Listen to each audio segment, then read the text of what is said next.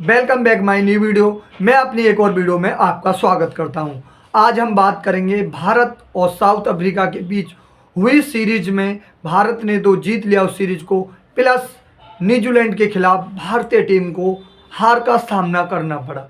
ये हार इतनी जल्दी भारतीय टीम नहीं भूल पाएगी, क्योंकि 2026 की शुरुआत में आप अपनी होम कंडीशनों में ओडीआई सीरीज हार जाते हैं, जिसमें कि एक तरफ अनुभवी टीम और एक तरफ बिल्कुल नौसिखिया टीम।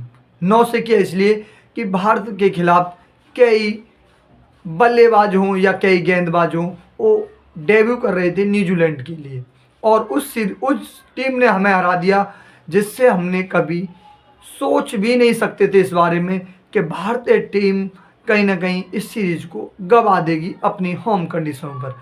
तो मैंने एक रिपोर्ट तैयार की है अपनी लंग से, भारतीय टीम हारने पर असली वजह क्या है, और हर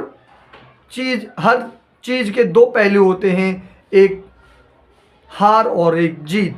जीत जब जाते हैं तो कोई सवाल नहीं उठते, जब आप हारते हैं तो आपके ऊपर अनेकों सवाल उठते हैं।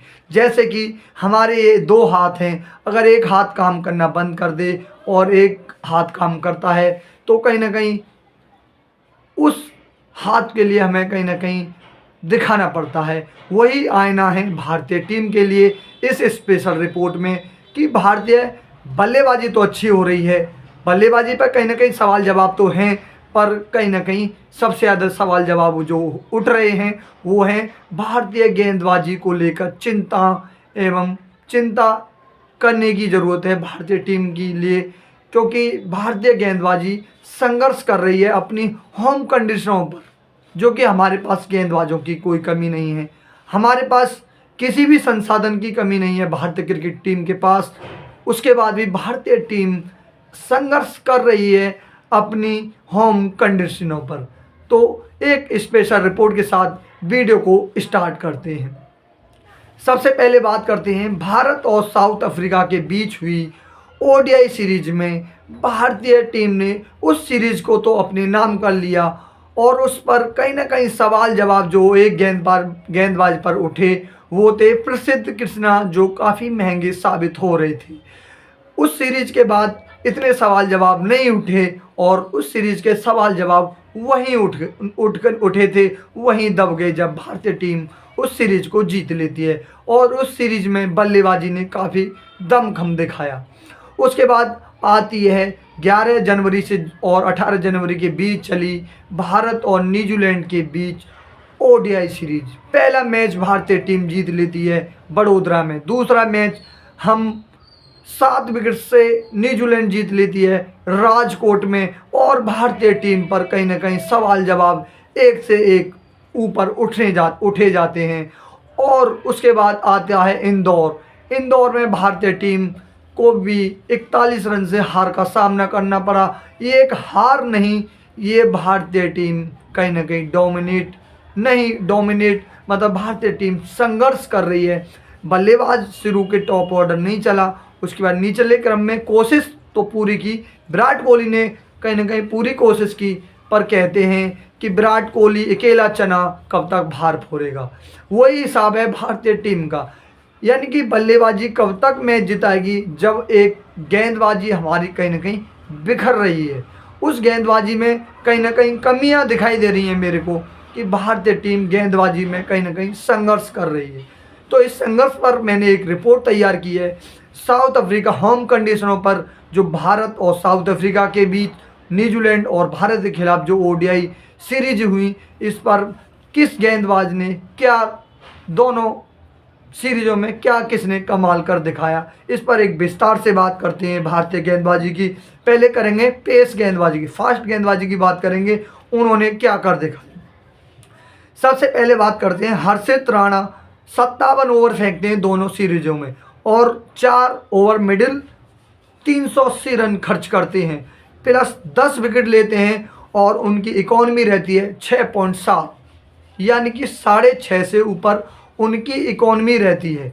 ये इकॉनमी चिंताजनक है, और वो एक विकेट निकालने के लिए कम से कम 38 रन देते हैं, रन देकर 1 विकेट निकाल रहे हैं, तो एवरेज जो होता है वो 25 और 30 के बीच में अच्छा एवरेज माना जाता है। तो ये एवरेज कहीं ना कहीं हर्षित राणा के लिए और भारतीय टीम के लिए कहीं ना कहीं मनोबल उनका टूटता है गेंदबाजी को लेकर।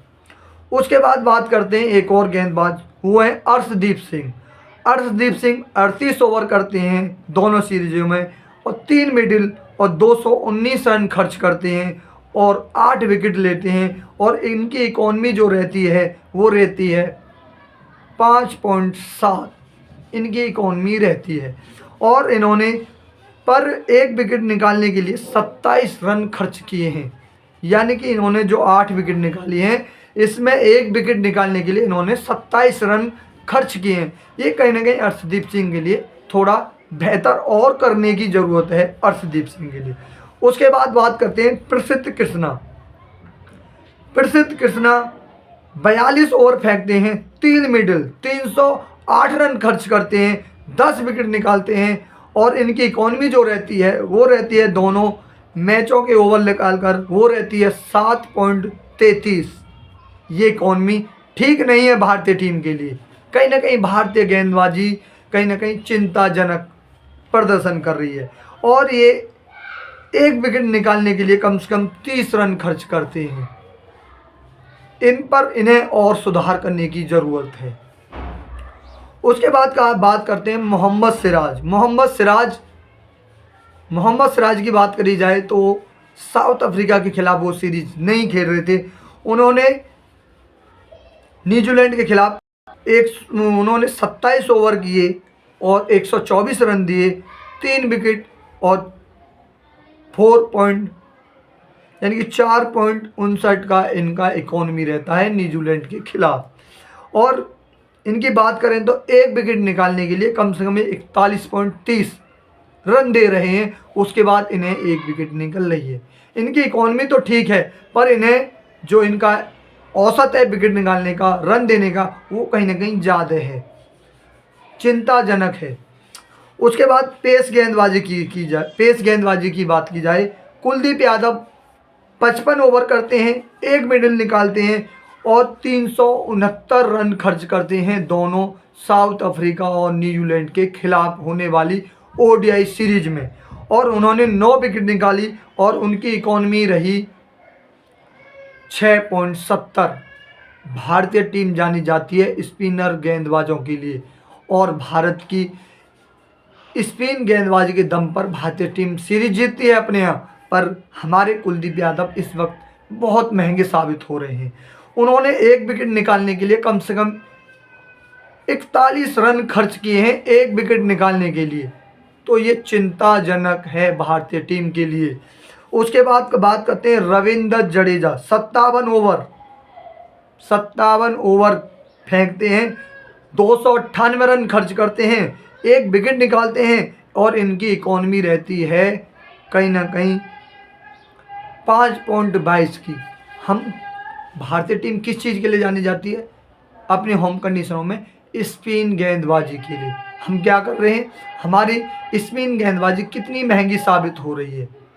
कुलदीप यादव जैसा चाइनामैन गेंदबाज 1 विकेट निकालने के लिए कितने ओवर रन खर्च कर रहा है? 41 रन। भारत के लिए कहीं ना कहीं इस पर चिंताजनक सवाल खड़े करती है भारतीय स्पिन गेंदबाजी की लेकर। उसके बाद बात करते हैं कुलदीप यादव न्यूजीलैंड के खिलाफ 3 इनिंग 150 बॉल फेंकते हैं, 182 रन खर्च करते हैं, 3 विकेट निकालते हैं और एवरेज रहता है उनका 60 का। 1 विकेट निकालने के लिए कुलदीप यादव कम से कम 60 रन खर्च कर रहे हैं। इकॉनमी रहती है उनकी 7.8। स्ट्राइक रेट रहता है उनका 50। तो भारत के लिए कहीं ना कहीं ये सवाल जवाब है। ये कहीं ना कहीं जो मैंने स्पेशल रिपोर्ट तैयार की है ये भारतीय गेंदबाजों के लिए। उसके बाद बात करते हैं न्यूजीलैंड के जो डेब्यू करने वाले खिलाड़ी थे वो थे जैक बैडन। उन्होंने 20 ओवर फेंके, 82 रन दिए, 3 विकेट लिए और उनकी इकॉनमी रहती है 20 यानी कि 4 पॉइंट यानी कि 4.20 उनकी इकॉनमी रहती है भारत के खिलाफ। और क्या कर रहे हैं आप जानते हैं इस बात की, यानी कि मेहमान टीम का एक स्पिनर गेंदबाज इतनी गेंदबाजी हमारे आगे शानदार गेंदबाजी कर रहा है और हमारे गेंदबाज वहाँ संघर्ष कर रहे हैं। उसके बाद बात करते हैं ग्रीन फिलिप्स, 15 ओवर करती हैं, उनकी इकॉनमी रहती है 5.6, यानी कि एक मेहमान गेंदबाज हमारे आगे इतना अच्छा प्रदर्शन कर रहा है और हमारे स्पिनर गेंदबाज दोनों ही संघर्ष करते हुए नजर आ रहे हैं। उसके बाद Michael Brevis 18 over 90 run 1 wicket, economy रहती है उनकी 5 की। तो कहीं ना कहीं भारत के लिए अपनी स्पिन गेंदबाजी हो या फास्ट गेंदबाजी हो, दोनों इस वक्त चिंताओं की वजह में घिरे हुए हैं। उन पर सवाल जवाब कहीं ना कहीं उठ रहे हैं। अगर एक साझेदारी हो जाती है 50 या 60 रन की, उसके लिए भारतीय गेंदबाज इतने रन लुटा देते हैं कि उन्हें विकेट नहीं मिलती और भारतीय गेंदबाज संघर्ष करते हुए नजर आ रहे हैं मेहमान टीम के खिलाफ। भारतीय टीम किस चीज़ के लिए जानी जाती है?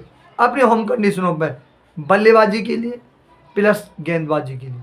गेंदबाजी हमारी स्पिन गेंदबाजी इतनी ताकतवर मानी जाती है, स्पिन गेंदबाजी, और हम दोनों ही सीरीजों में, चाहे वो साउथ अफ्रीका हो या न्यूजीलैंड हो, हम दोनों ही सीरीजों में कम से कम संघर्ष करते हुए नजर आ रहे हैं।